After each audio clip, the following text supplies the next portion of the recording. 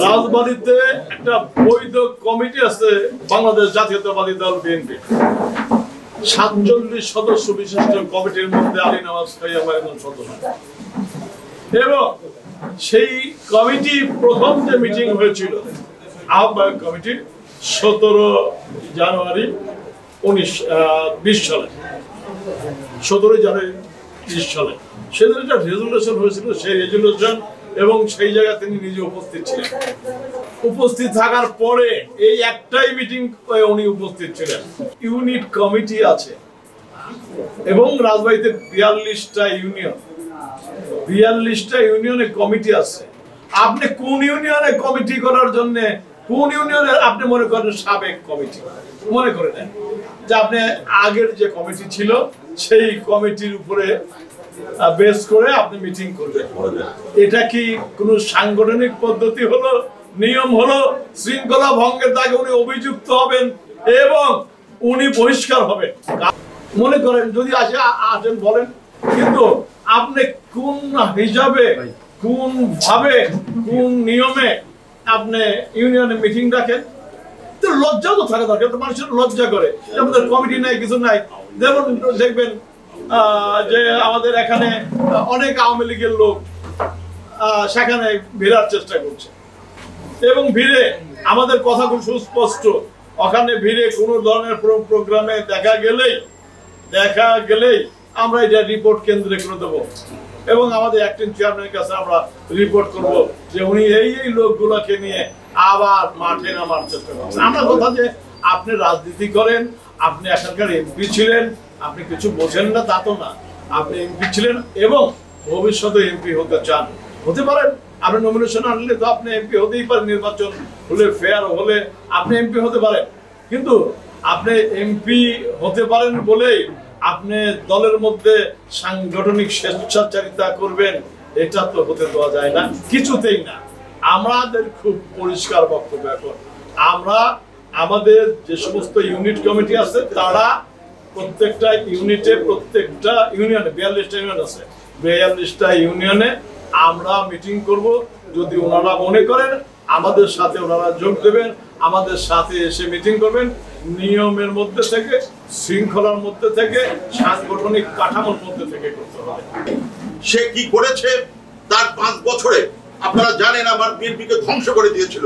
প্রত্যেকটা এর ইউনিয়নে সে তার ওয়ার্কার্স পার্টির আমার বিএনপি নেতাদেরকে বাদ দিয়ে ওয়ার্কার্স পার্টির নেতাদেরকে সে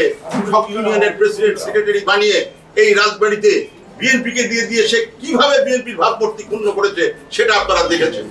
এরপরে এটাও আপনারা দেখেছেন বিএনপি ক্ষমতার থেকে চলে যাওয়ার পর এই গত 17 বছর এই ওয়ার্কার্স বিএনপির কেউ বাংলাদেশ জাতীয়তাবাদী দলের রাজনীতির সাথে আসে নাই তারেক রহমান জিন্দাবাদ দেয় নাই জিয়াউর রহমান জিন্দাবাদ দেয় নাই তারা কখনোই এই কথা বলে নাই যে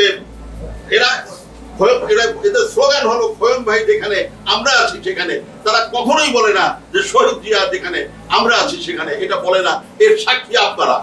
এবং গত 5 বছর কোনো 17 বছর কোনো আন্দোলন সংগ্রামে ছিল না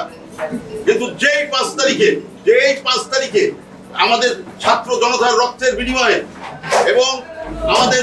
সকলের আন্দোলনের ফলশ্রুতিতে যখন দ্বিতীয়বার বাংলাদেশ স্বাধীন হয়েছে তার ওই রাত্রের থেকেই আপনারা জানেন এই দুর্বৃত্ত তার সাথীদেরকে নিয়ে এবং আওয়ামী লীগের কিছু উচ্ছিষ্ট ভোগীদের সাথে করে সেই রাজবাড়ী শহরে কি পরিমাণ লুটপাট তাণ্ডব করেছে তার সাক্ষী আপনারা তার সাক্ষী রাজবাড়ীবাসী যেটা রাজবাড়ীবাসী গ্রহণ করতে পারে নাই যে আজকে খানখানাপুরে কোন সাহসে কিভাবে এখানে নির্বাচিত ইউনিয়ন কমিটি থাকার পরেও তারা রাজবাড়ীতে খানখানাপুরে মিটিং ডাকে এবং যেখানে আমাদের ইউনিয়ন মিটিং বিএনপি এখানে মিটিং ডেকেছে এবং সেখানে মিটিং ডেকে এই মিটিং যাতে পোস্টপন্ড হয় তার জন্য তারা পুলিশ প্রশাসনকে ব্যবহার করেছে তাদের মাধ্যমে দিয়ে 144 জারি করেছে এখানে গোলমাল হবে এখানে এই কারণে পুলিশ সেখানে প্রোগ্রাম করতে দেয় না যে এই অবস্থার প্রেক্ষিতে আপনাদের মাধ্যমে আমরা আমাদের নেতা তারেক রহমানকে জানাতে চাই যে আপনি জানেন খোয়েম সাহেব কে ছিল খোয়েম সাহেব গত 17 বছর কি করেছে এবং গত 17 বছরের কোন আন্দোলন সংগ্রামে রাজবাড়ীর মাঠে সে ছিল না আমাদের সাবেক এমপি আলী নওয়াজ মোহাম্মদ খোয়েম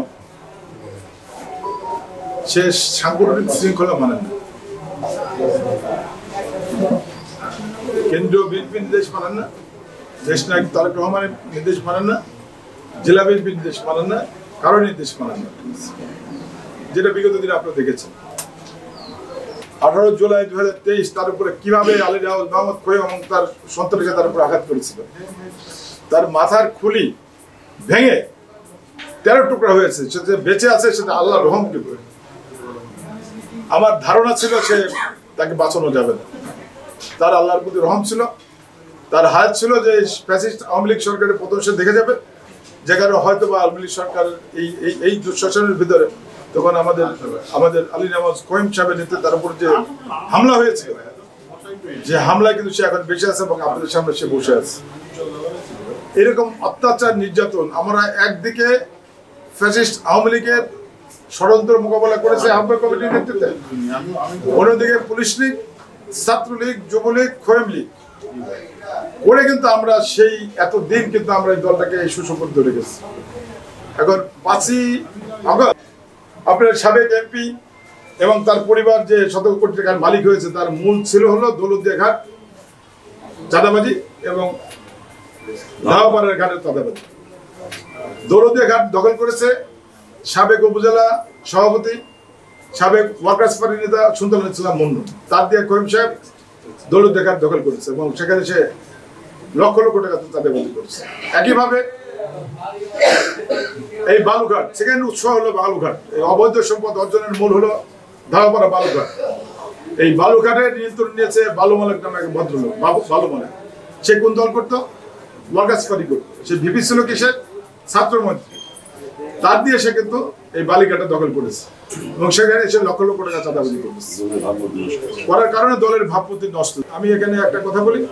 উনি একজন রাজনৈতিক ব্যবসায়ী, আমি কিন্তু রাজনৈতিক ব্যবসায়ী না। আমি 111-এ যখন দল ছেড়ে খোয়েম সাহেব এবং সাবু সাহেব চলে গেছিলেন, তাহলে তখন আমি আমাদের মরহুম নেতা খালেক সাহেবের নেতৃত্বে আমি কিন্তু জিয়া পরিবারের পাশে অবস্থান নিয়েছিলাম। সেই থেকে আজ 17 বছর যুদ্ধ করে নেতা কর্মীদের মাঠে আছে। আমার নিয়ে অনেক ধরনের অনেক বক্তব্য শুরু হয়, কিন্তু আপনারা দোয়া করবেন। আমি কিন্তু আমাকে কিন্তু দল এমন পদায়ন করেছে, আমাকে তো আমাদের সেন্ট্রাল কৃষক দলের আমি কিন্তু ভাইস